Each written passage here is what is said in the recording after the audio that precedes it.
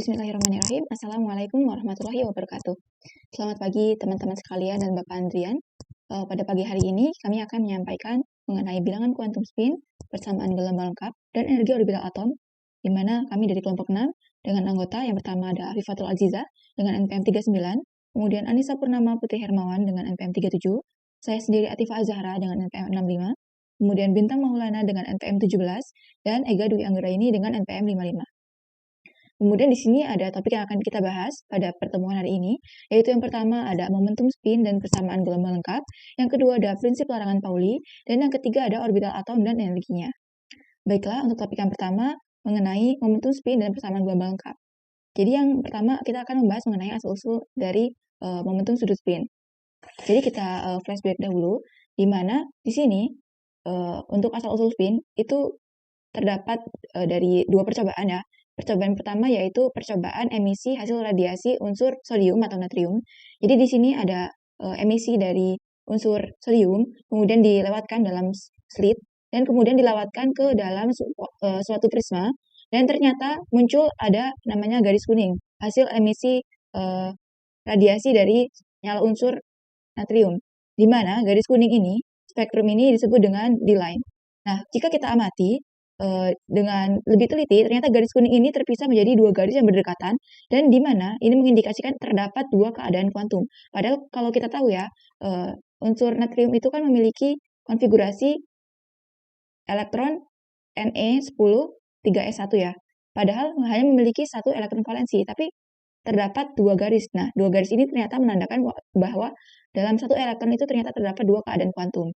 Kemudian yang kedua, yaitu percobaan dari Stern-Gerlach, itu menunjukkan bahwa partikel itu memiliki momentum sudut intrinsik dengan nilai terkuantisasi. Jadi di sini, emisi dari atom, suatu atom itu dilewatkan dalam medan magnet, dan ternyata akan ada yang bergerak ke arah atas dan yang bergerak ke arah bawah. Jadi seperti ini untuk visualisasinya. Ini ilustrasi percobaannya ya.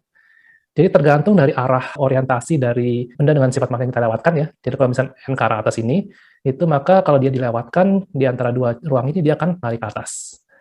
Tapi kalau misalkan dia orientasinya itu horizontal, jadi tidak menunjukkan utara selatan, itu dia akan di tengah. Terus kalau dia dibalik, dia ke atas. Nah kalau kita putar vektor itu ya, vektor medan magnetnya ya, itu nanti kita lihat dia bisa ada di mana, di sepanjang sebuah vertikal tersebut. Nah tapi kasusnya kalau misalkan ini adalah atom, terus kita lewatkan, atom Ag di sini, atom perak ya, kalau kita lewatkan di dua celah itu, dia hanya menuju ke dua arah, atas atau bawah, itu aja. Jadi nggak ada yang tengah. Nah, jadi hal seperti ini itu menunjukkan bahwa ada momentum intrinsik ya, yang nilai itu cuma dua, yaitu ke atas atau ke bawah. Satunya itu menunjukkan ke arah atas, satunya lagi menunjukkan ke arah bawah. Nah, momentum sudut intrinsik ini yang kemudian kita namai dengan spin. Nah, jadi sebelumnya kita kan sudah membahas mengenai momentum sudut yang terkait dengan gerak elektron yang dilihat dari arah inti ya. Jadi di sini semisal ada elektron yang bergerak, kemudian ini dengan inti atomnya itu jarak dari inti atom ke elektron itu sebesar R, dan elektron yang bergerak ini memiliki momentum P, maka dia itu akan memiliki momentum sudut sebesar L. Di mana momentum sudut L ini itu dapat dengan rumus LZ sama dengan M dikali H coret.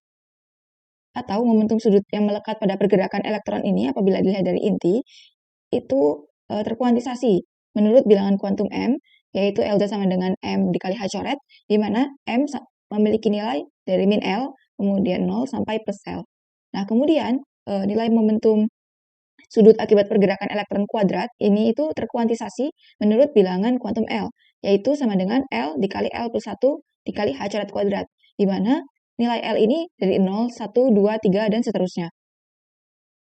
Nah, momentum sudut yang melekat pada pergerakan elektron ini apabila dilihat dari inti, itu tidak cukup untuk menjelaskan fenomena magnet pada eksperimen dari Stern-Gerlach yang tadi.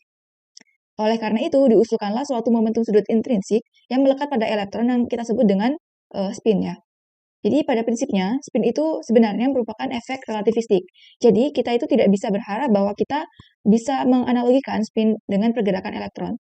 upaya untuk menggambarkan spin sebagai elektron yang berotasi pada porosnya itu sebetulnya hanya ilustrasi kasar yang lebih cocok untuk anak SMA. Tapi pada prinsipnya tidak ada bukti yang konkret bahwa ada ruang di dalam elektron atau elektron dalam partikel gitu ya, yang bergerak sehingga menimbulkan suatu momentum intrinsik spin tersebut gitu. Jadi momentum sudut spin ini sebetulnya adalah momentum intrinsik. Kemudian kita akan membicarakan spin itu lebih ke arah simbolik ya, karena kita tidak tahu apa sebenarnya yang bergerak di dalam elektron sehingga menimbulkan momentum sudut spin atau momentum sudut intrinsik tersebut. Nah, momentum sudut LZ dan L kuadrat itu atau momentum yang melekat pada pergerakan elektron, ini disebut sebagai momentum sudut orbital. Kemudian untuk menjelaskan momentum sudut intrinsik atau momentum sudut spin, itu kita analogikan, jadi dia itu juga berupa vektor, dan pada sumbu Z itu nilainya terkuantisasi juga. Jadi nilainya itu, bentuknya itu akan mirip dengan momentum sudut orbital ini. Jadi seperti ini, SZ sama dengan MS dikali H coret, kemudian untuk S kuadrat, itu terkuantisasi menurut bilangan kuantum S, yaitu sama dengan S kuadrat sama dengan S dikali S plus 1 dikali H coret kuadrat. Nah, kita lihat ya bahwa bentuknya ini persis sekali dengan momentum sudut orbital.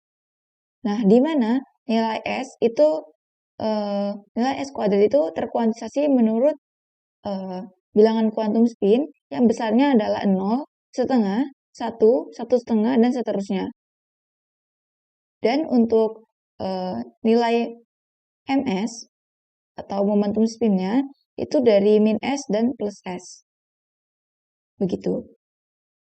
Jadi ini merupakan vektor momentum sudut spin, di mana vektornya itu bisa dipecah menjadi komponen SZ, SX, dan SY ya.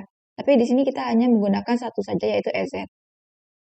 Jadi kita ke persamaan gelombang dahulu ya.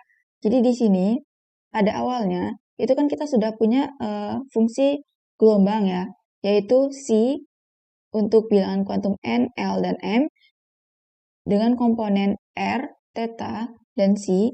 Itu kita memiliki komponen fungsi gelombang R dengan dalamnya itu R, kemudian S dengan dalamnya theta, dan T dengan operator dalamnya itu C, itu disebut sebagai orbital spasial, karena ini berbicara tentang ruang di sini. Namun, fungsi gelombang ini sebetulnya belum lengkap ya. Karena kita kan sudah meninjau tadi dari arah momentum intrinsik atau momentum spinnya. Jadi, untuk fungsi gelombang lengkapnya, yaitu C untuk N, L, M, dan MS, kemudian untuk komponen R, theta, C, dan omega, itu adalah R dengan bagian dalamnya R, kemudian S, theta, T, C, dan ini diwakilkan dengan U, di mana bagian dalamnya adalah omega. Apa itu U dan apa itu omega itu kita tidak tahu, karena itu hanya sebuah simbol ya. Nah, untuk elektron, proton, dan neutron, itu berdasarkan eksperimen, itu ternyata ya, hanya memiliki nilai spin itu sebesar setengah. Ini di sini, ternyata berdasarkan eksperimen itu hanya memiliki momentum spin sebesar setengah. Nah, oleh karena nilai spinnya itu hanya setengah, maka nilai MS ini hanya bisa min setengah dan plus setengah. Untuk vektornya, ini kan kita bisa memecahnya menjadi komponen SX, SY, dan SZ.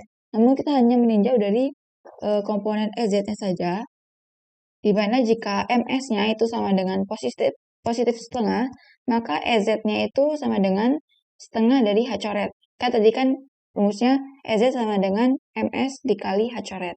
Nah, sedangkan untuk momentum spinnya itu jika sama dengan min setengah, maka SZ-nya sama dengan min setengah H coret.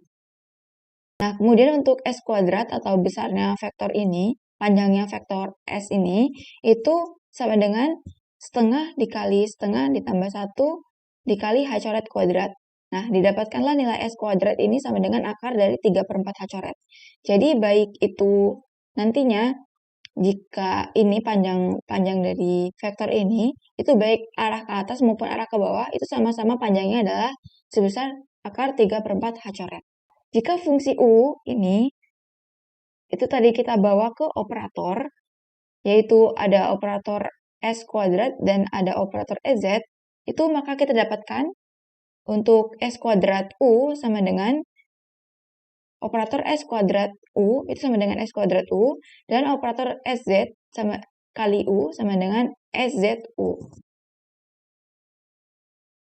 Di mana besarnya ini, S kuadrat ini tidak lain adalah ini, S kuadrat sama dengan S dikali S plus 1 dikali H coret kuadrat, dan besarnya EZ adalah MS dikali H coret. Nah, untuk momentum spin sama dengan positif setengah, maka U itu disebut dengan alfa. Sementara untuk momentum spin sama dengan min setengah, maka U omega itu sama dengan beta. Jadi untuk yang ke atas ini bisa disebut alfa, dan yang ke bawah ini bisa disebut yaitu spin alfa dan spin beta.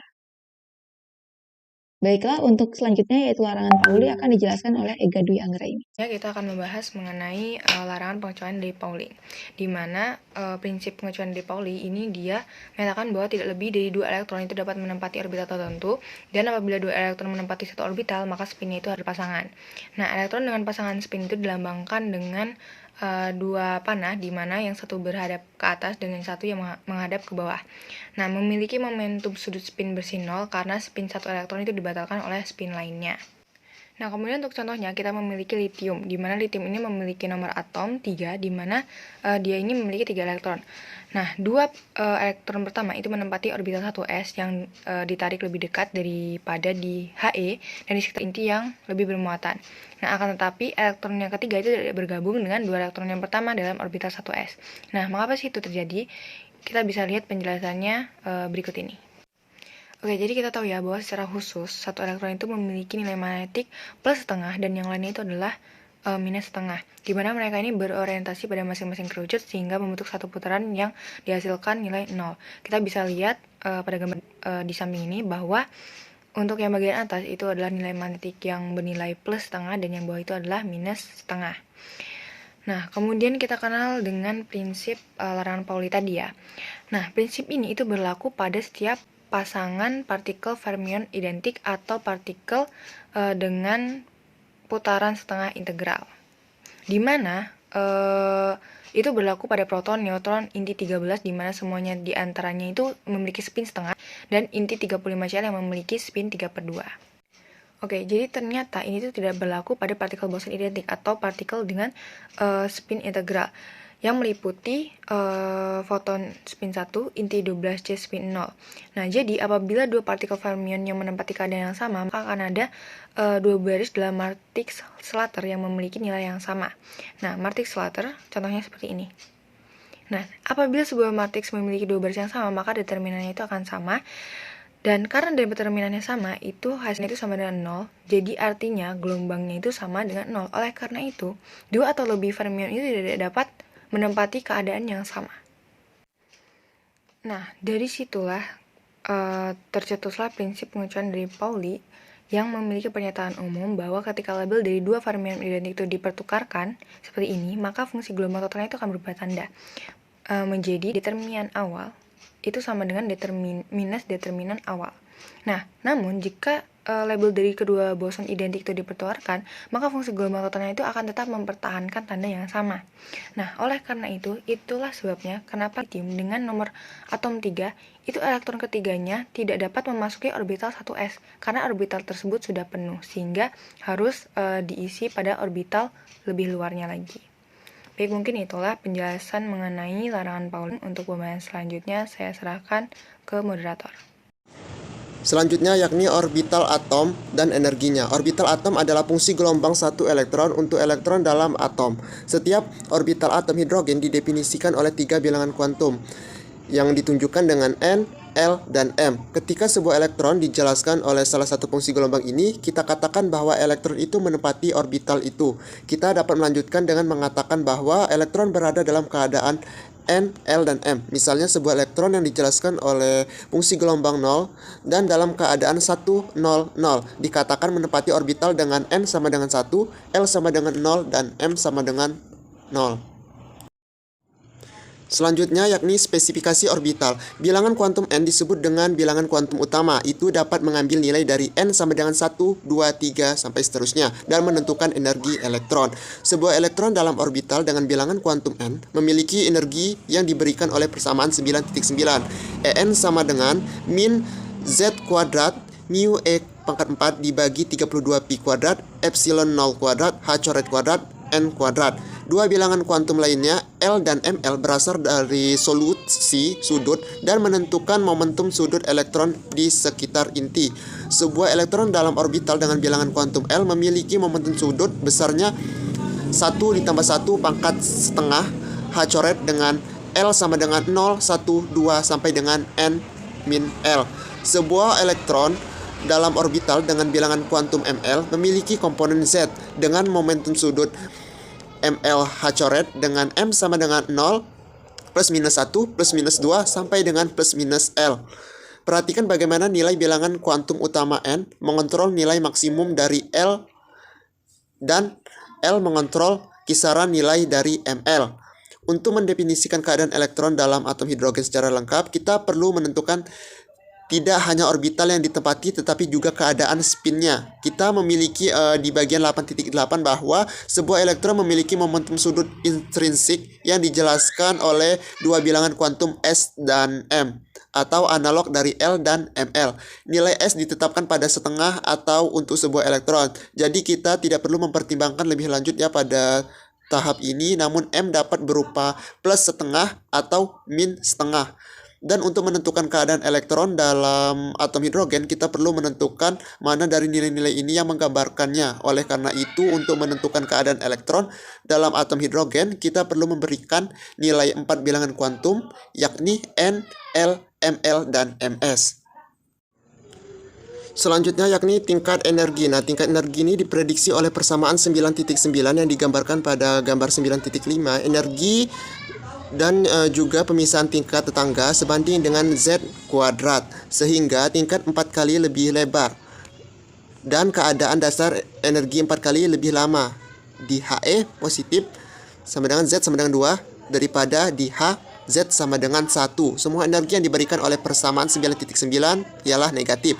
Mereka mengacu pada keadaan terikat atom, di mana energi atom lebih rendah daripada elektron stasionernya dan inti yang terpisah tak terhingga atau yang sesuai dengan nol dari energi.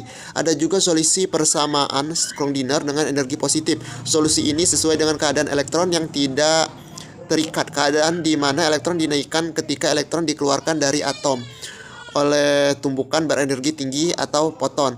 Energi elektron yang tidak terikat, tidak terkuantisasi, dan membantu keadaan kontinu atom. Persamaan 9.9 konsisten dengan hasil spektroskopi yang diringkas oleh persamaan 9.1 dan kita dapat mengidentifikasinya konstanta Rydberg untuk hidrogen Z sama dengan 1 ialah sebagai berikut. HCr dari hidrogen sama dengan mu He pangkat 4 dibagi 32 pi kuadrat epsilon 0 kuadrat H coret kuadrat, di mana mu H adalah massa tereduksi untuk hidrogen. Konstanta Rydberg itu sendiri R tak hingga adalah didefinisikan oleh ekspresi yang sama kecuali untuk penggantian mu H dengan massa pada elektron Me sesuai dengan inti massa tak terbatas. Maka menjadi R hidrogen sama dengan mu H per Me dikali R tak hingga. Maka R tak hingga sama dengan Me E pangkat 4 dibagi 8 epsilon 0 kuadrat H pangkat 3 C. Penyisipan nilai konstanta fundamental ke dalam ekspresi untuk RH memberikan kesepakatan yang hampir tepat dengan nilai eksperimen. Satu-satunya perbedaan yang muncul dari pengabaian koreksi relativistik adalah istilah sederhana peningkatan massa dengan kecepatan yang diabaikan oleh persamaan Schrödinger non-relativistik. Dapat dilihat pada gambar itu. Gambar ini menunjukkan tingkat energi hidrogen atom. Nilainya relatif terhadap elektron stasioner yang terpisah tak terhingga dan sebuah proton. Selanjutnya yakni energi ionisasi. Energi ionisasi ini dilambangkan dengan I. Suatu unsur adalah energi minimum yang diperlukan untuk melepaskan elektron dari keadaan dasar. Nah, keadaan energi terendah dari salah satu atom dalam fase gas, karena keadaan dasar hidrogen adalah keadaan dengan N sama dengan 1 dengan energi E sama dengan min HCRH, dan atom terionisasi ketika elektron telah tereksitasi ke tingkat yang sesuai dengan N sama dengan, atau dapat kita lihat pada gambar 9.5, energi yang harus disediakan adalah I sama dengan HCRH. Nilai I adalah 2,179 AL, di mana A untuk ato adalah awalan yang menunjukkan 10 pangkat negatif 18 yang berhubungan dengan 13,60 epi. Nah, dengan catatan tentang energi ionisasi praktik yang baik kadang-kadang disebut sebagai potensial ionisasi. Itu tidak benar, tetapi tidak jarang jika istilah yang digunakan sama sekali itu harus menunjukkan perbedaan potensial melalui mana elektron harus dipindahkan agar energi potensialnya berubah dengan jumlah yang sama dengan energi ionisasi dan dilaporkan dalam volt. Baiklah, untuk pembahasan selanjutnya yakni kulit dan subkulit. Nah, semua orbital dengan nilai N tertentu membentuk kulit tunggal pada atom. Nah, pada atom hidrogenik, semua orbital dengan N tertentu yang termasuk di dalam kulit yang sama mempunyai energi yang sama pula. Nah, sudah umum menyebutkan kulit yang berurutan dengan huruf-huruf N sama dengan 1 itu K, N sama dengan 2 itu L, N sama dengan 3 itu M, N sama dengan 4 itu N, dan seterusnya. Jadi, semua orbital kulit dengan N sama dengan 2 itu membentuk kulit L atom orbital dengan N yang sama, tetapi berbeda nilai L-nya. Nah, membentuk subkulit dari kulit tersebut. Nah, subkulit ini biasanya dinyatakan dengan huruf-huruf S, P, dan seterusnya, dengan L sama dengan 0 itu S, L sama dengan 1P, L sama dengan 2D, L sama dengan 3F, dan L sama dengan 4G, dan seterusnya. Nah, huruf-huruf itu kemudian berurutan secara alfabet. Jadi, subkulit dengan L sama dengan 1 dari kulit dengan N sama dengan 3 itu disebut subkulit 3P, dan ketiga orbitalnya disebut orbital 3P. Nah, elektron yang menempati satu dari orbital 3P disebut dengan elektron 3P. Nah, karena L dapat berjarak dari 0 sampai N-1, maka terdapat N subkulit dari kulit dengan bilangan kuantum utama N. Jadi, jika N sama dengan 1, hanya ada satu subkulit dengan L sama dengan 0. Jika N sama dengan 2, terdapat dua subkulit, yaitu subkulit 2S dengan L-nya itu sama dengan 0, dan subkulit 2P dengan L-nya sama dengan 1. Nah, jika N sama dengan 1, hanya ada satu orbital dengan L sama dengan 0 dan M1 sama dengan 0. Jika N2, terdapat 4 orbital, satu di dalam subkulit S dengan L sama dengan 0 dan M1 sama dengan 0, dan 3 di dalam subkulit L sama dengan 1 dengan M1 sama dengan 0. Jika N3, terdapat 9 orbital, 1 dengan L sama dengan 0, 3 dengan L sama dengan 1, dan 5 dengan L sama dengan 2. Nah, untuk lebih jelasnya, dapat diperhatikan pada gambar yang tertera pada layar. Jadi, secara umum, jumlah orbital di dalam kulit dengan bilangan kuantum utama N adalah N pangkat 2. Baik, untuk pembahasan selanjutnya yakni orbital S. Orbital yang berhubungan dengan keadaan dasar, atau di mana elektronnya ini paling kuat mengelilingi inti, adalah orbital dengan N sama dengan 1. Nah, dari tabel 13.1, kita dapat menulis untuk Z sama dengan 1. C sama dengan 1 per Pi A0 pangkat 3 dipangkatkan setengah. Dikali E pangkat min R per A0.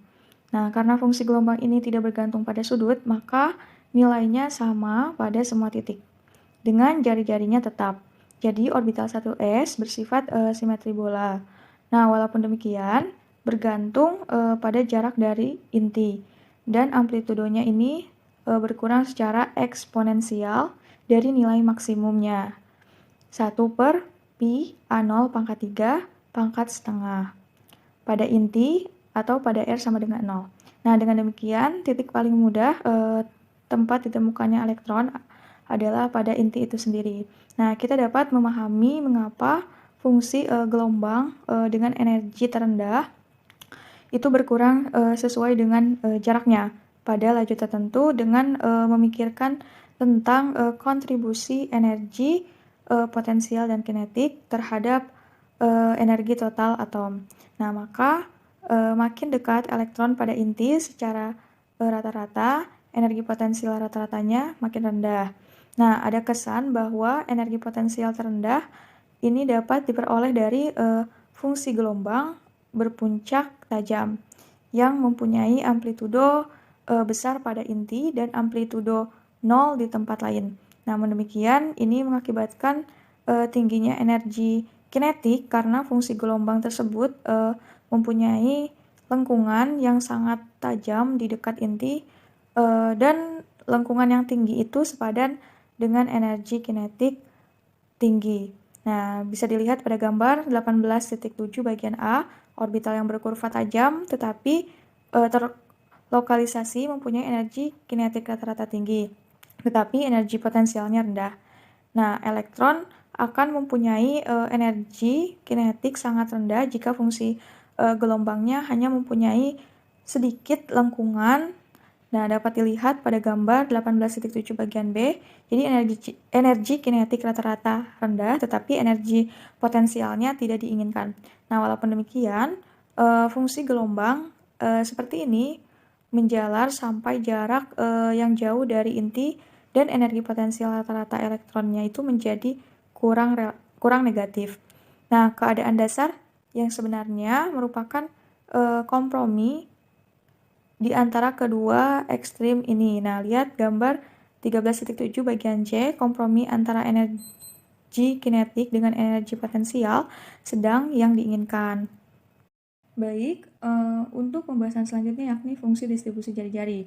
Nah, melalui si kuadrat, fungsi gelombang menunjukkan peluang menemukannya elektron di sembarang daerah. Nah, sekarang pikirkanlah peluang menemukan elektron di manapun pada kulit berbentuk bola dengan ketebalan dr pada jari-jari R. Nah, volume peka dari jarum sekarang merupakan volume kulit. Nah, bisa dilihat pada gambar 13.10 untuk fungsi radialnya. P menyatakan peluang ditemukannya elektron dimanapun, nah di dalam kulit dengan jari-jari R. Nah, merupakan nilai maksimum jika R-nya itu sama dengan jari-jari bor atau A0 yaitu 4 dr. Peluang ditemukannya elektron pada kulit ini merupakan kepekatan peluang pada jari-jari R dikalikan dengan volume jarum si kuadrat kali 4V R kuadrat dengan dr sama dengan PDR dengan P sama dengan 4pi R kuadrat si kuadrat. Nah, untuk fungsi distribusi radial P adalah kepekatan peluang yang berarti bahwa jika P itu dikalikan dengan dr maka akan menghasilkan peluang menemukannya elektron dimanapun di dalam kulit dengan ketebalan dr pada jari-jari R. Nah, untuk orbital 1s, si kuadrat sebanding dengan R kuadrat kali E pangkat min 2 R per A0. Karena R kuadrat bertambah akibat pertambahan jari-jari dan si kuadrat berkurang. P pada inti bernilai 0 karena R kuadratnya sama dengan 0. Juga pada tak terhingga karena eksponensialnya 0. Dan melalui sebuah nilai maksimum pada jari-jari pertengahan. Nah, bisa dilihat pada gambar 13.10, maksimum dari P menandakan jari-jarinya itu berbeda dengan titik yang paling mungkin tempat elektron itu ditemukan. Dan untuk orbital 1s, hal ini terjadi pada R sama dengan D0 yaitu jari-jari bor. Nah, jika kita melakukan perhitungan yang sama untuk fungsi distribusi radial orbital 2s dengan membentuk 4V R kuadrat si kuadrat, akan kita temukan bahwa jari-jari yang paling mungkin tempat elektron ditemukan adalah 5,2 A0 atau sama dengan 275 pikometer yang menggambarkan pemuaian atom pada saat energinya itu bertambah. Grafik berikut merupakan grafik kebolehjadian ditemukannya elektron pada orbital 1s dan 2s. Di sebelah kiri itu dia orbital 1s dan sebelah kanan itu orbital 2s. Nah, garis putus-putus ini merupakan representasi dari R2, sedangkan garis tegas atau yang tidak putus-putus merupakan representasi dari R. Nah, kita ketahui bahwa di situ ada sumbu X ini sama dengan 0 dan Y ini sama dengan 0. Itu menunjukkan inti atomnya. Nah, untuk orbital 1s dapat kita lihat bahwa rapat probabilitasnya itu berkisar antara 0 sampai 5 A0 atau jaraknya itu 0 sampai 5A0 dari inti atom. Nah, untuk nilai A0 itu sebesar 0,52 Armstrong. 1 Armstrong ini sama dengan 10 pangkat min 10. Nah, sedangkan untuk yang orbital 2s, rapat probabilitasnya itu berkisar dari 0 sampai 15A0. Sehingga dari segi jaraknya itu diketahui lebih besar daripada orbital 1s, karena bilangan kuantum utamanya pun berbeda. Bilangan kuantum utama ini menggambarkan ukuran orbitalnya, sehingga karena ukuran orbital S1, 1s dan 2s ini berbeda, sehingga rapat probabilitasnya pun berbeda.